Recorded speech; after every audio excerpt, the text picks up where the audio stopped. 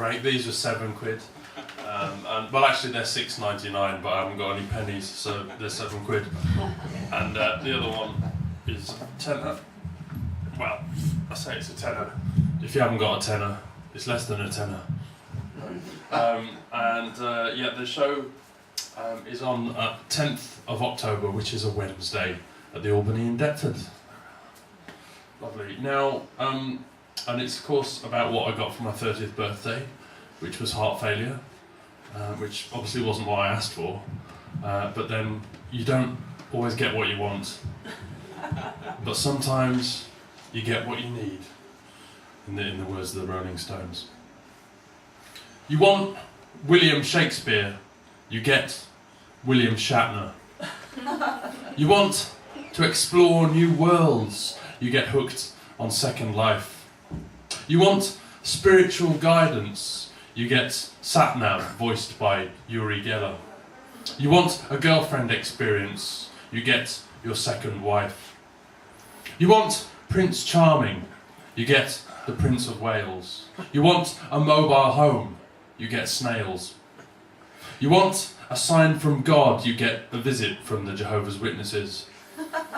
You want your kids to do better than you did, they become young conservatives. We eat in the car and call it a picnic. You want fine writing, you get strong language. You want to catch a falling star, you get flying ants. You want a feast fit for an earl, you grab a sandwich. You want Lefroy, you get grants. You want air miles, you get exile. You want a quiet night in, you get a curfew. You want to experience foreign cultures, you get invaded. You want self-sufficiency, you get blockaded. Staying till closing time, that's a night out. You want the Beatles, you get Oasis. You want Anne Boleyn, you get Anne of Cleves. You want life to be like wacky races, you just meet wacky racists. You want Handel's Messiah, you get Greensleeves.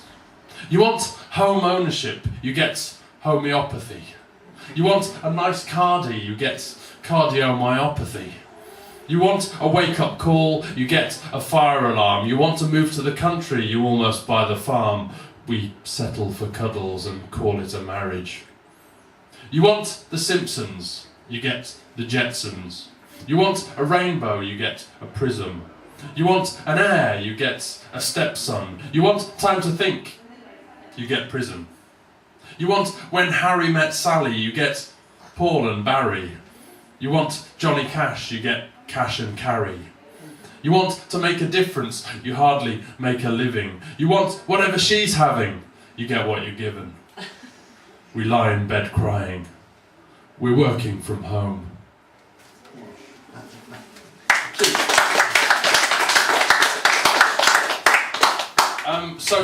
You're probably wondering how a guy like me manages to not realise for quite a long time that the most important organ in his body is rebelling against him. Well, okay, the second most important organ in his body is rebelling against him. Like I said, I thought that I was feeling a bit depressed when I was actually feeling lethargic and denuded of energy by the fact that my heart was actually kind of being stretched, so that it was becoming like the big baggy and elastic heart of an old man. I did know that I had an irregular heartbeat. My doctor had told me that I'd got atrial fibrillation, but he just told me to kind of cut down on the caffeine and take aspirin for a bit, because he described it as kind of like a regularly irregular, essentially a kind of freeform jazz heartbeat. But he said, Tony Blair's got it, he's fine. I was starting to get migraines so huge that the Met Office could have named them, but then I thought, well, maybe I'm getting a brain tumour, and they actually sent me off for an MRI brain scan, and then I was coughing up phlegm. How to do justice to my phlegm's frothy richness? Well, every time that I brought some of it up, I thought, it's been ages since I had a McDonald's milkshake. There was quite a few things going on all around my body, and didn't realise that they were all connected to my heart, which was failing me.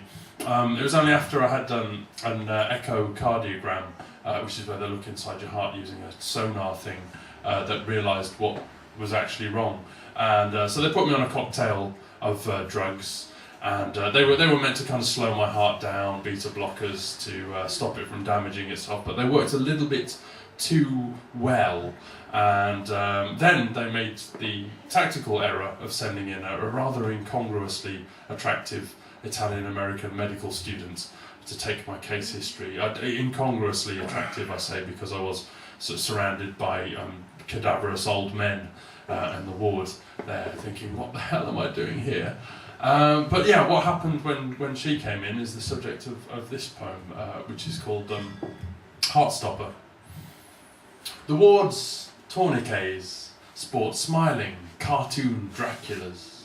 All night, old men's alarms have burst my dreams. Now, a med student, red-nailed, raven-haired, immaculate, asks so many questions, it's like she wants to date me. She reads my wrist with slow, sharp-clawed precision, then joins the rounds. If I were well, I'd love to get her skirt off. And at that thought, dark lightning strikes my chest. Sweat-drenched, I pour for oxygen. Panic button, it's like my plug's been pulled. Breath fades so fast, I whimper, Mum, I love you, with my last. But the heart monitor nurse bursts in, rips back the curtain, shouts out, he's had a gap! The rest dash back, ask the student, can he get his shirt off? She panics, how? They just cut it, like on television. I'm flailing, they're about to defibrillate me. Clear, but 2 docs have already stabbed in cannulas. Adrenaline stakes slow paths through my bloodstream. I'm alive, but empty. Trembling, vasovascular. Turned out that my heart had stopped for about 4 seconds, which might not seem like that long a period, but it seems like a very long time when your heart's not beating during it. And a couple of good things came out of it though. I got transferred back to my own room again to kind of recover.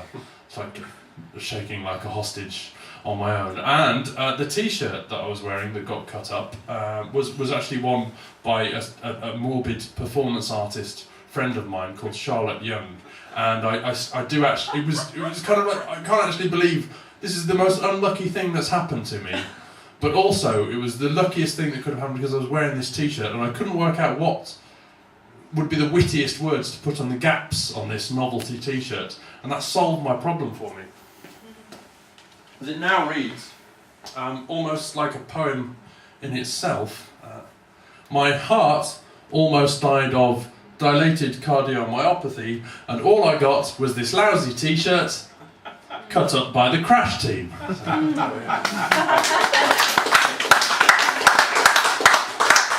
Cheers. So they fitted me out with, I'm kind of spoiling the show for you now because you're all kind of thinking, oh, must come and see this show to find out whether Richard survived or not. And I'm just giving you the answer. But yeah, they turned me into a cyborg and to stop my heart from stopping again.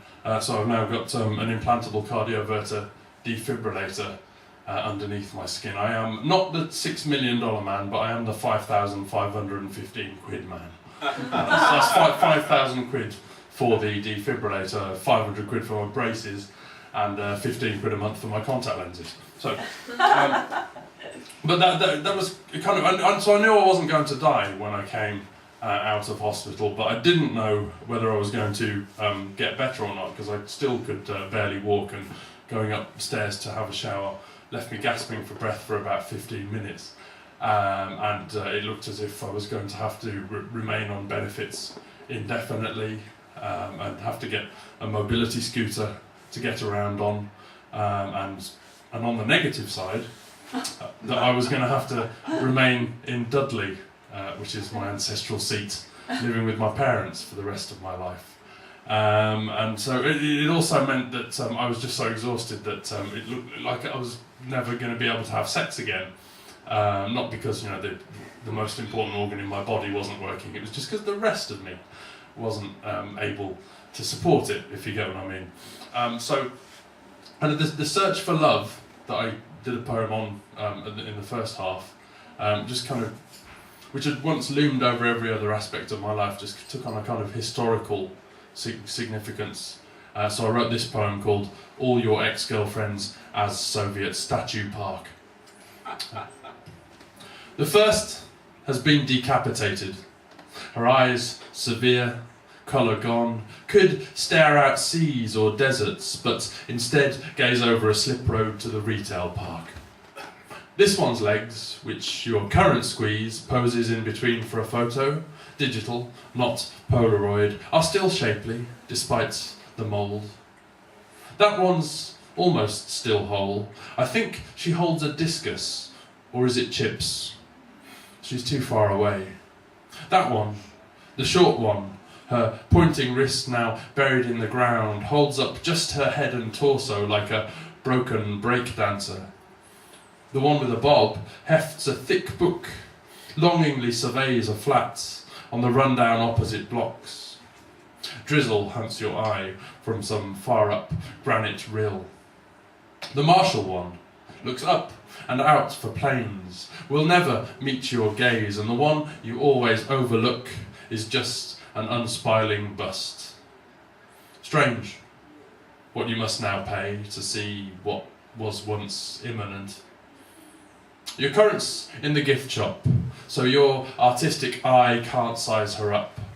Suns set, atoms swap, their gazes of porphyry, basalt, pumice, strain to recall what they saw in your lust.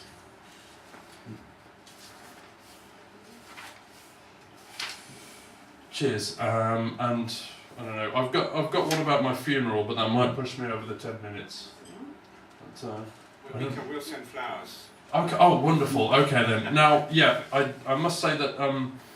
Okay, those are the possible physical causes of my almost dying of heart failure. There was a metaphysical cause, which was that to mark my 30th birthday, I actually thought it would be a good idea to hold my own funeral. And so I lay in a coffin for 3 hours, flanked on either side by women in black holding aloft fatherless ginger children, with hymns, tributes from friends, flowers, a reading of the will, and a surprisingly convincing fake vicar.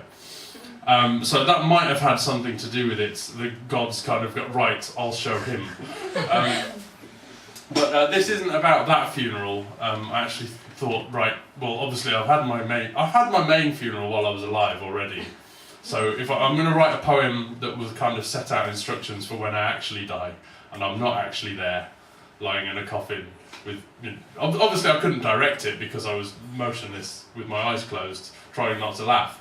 But so these are my instructions for my funeral. It's hard when a friend's already poemed their own funeral to outdo them. You really have to push the longboat out. For although no one can truly imagine their own death, your executors may feel obliged to at least attempt what you think up, given that. I want go-go dancers, not just evening class, middle class burlesque artistes with titty twisters like velour curtain tassels, but the pre-postmodern, real thing. Go-go dancers dancing on my grave with more go-go than Inspector Gadget. There will be a 20-tiered wedding cake, but instead of a couple on top of the wedding cake, there'll just be me in a marzipan coffin, and the icing sugar will be black. On it, I want the local primary to make a papier-mâché vignette of all the levels of the inferno and its different punishments, and it's me in every one giving a thumbs-up doré duck face to Dante and John Virgo. It's harder when Jeremy Bentham's already done boxed. You must do better, so turn me into a plasticized corpse that jigs to a tinkly drum step tune and gives you a plastic-egged prize when you insert 50p for charities like a seaside Lenin in King's College Chapel foyer. Now, music. A massive rave playing horrible clumpcore that I'd never get anyone to come with me to if I were alive, but now I'm dead, they all feel emotionally blackmailed into it, and so even my ex, yes, the real one, hangs around for almost an hour. I want bass to quake your bowels so loud you must empty them before you hit the dance floor. Then you can eat more swanavants. Invite all the people that hated me and are glad I'm dead, for at least those bastards will dance, and half the time I agreed with them, and forgiveness is always the best possible insult. It's hardest when you've actually already held your own funeral. I mean, what if less people turn up to your real one? You really have to go absolutely stiffing crazy. It's a strain on both imagination and humility. It's like trying to crap a breeze block of hubris through the centre of a party ring. Don't forget the party rings.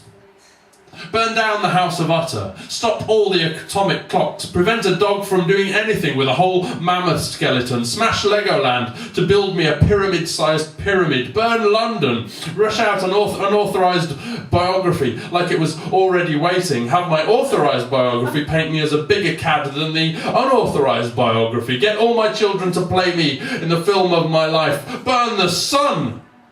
I will live on in your dreams. I will live on in your hangovers. I will live on in your tribute poems, but your tribute poems will never be as good as this one, because none of you ever knew me like I did. But please yourself, and insist it's what he would have wanted, knowing I'll never know. Cheers, October the 10th.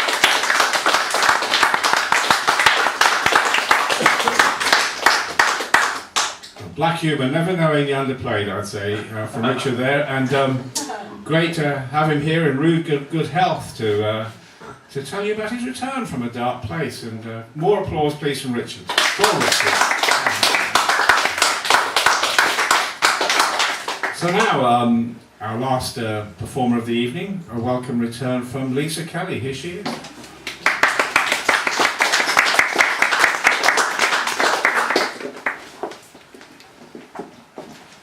I'm going to lower this, I hope. Oh, that's I forget how tall I am. I'm not very technical. Is that okay?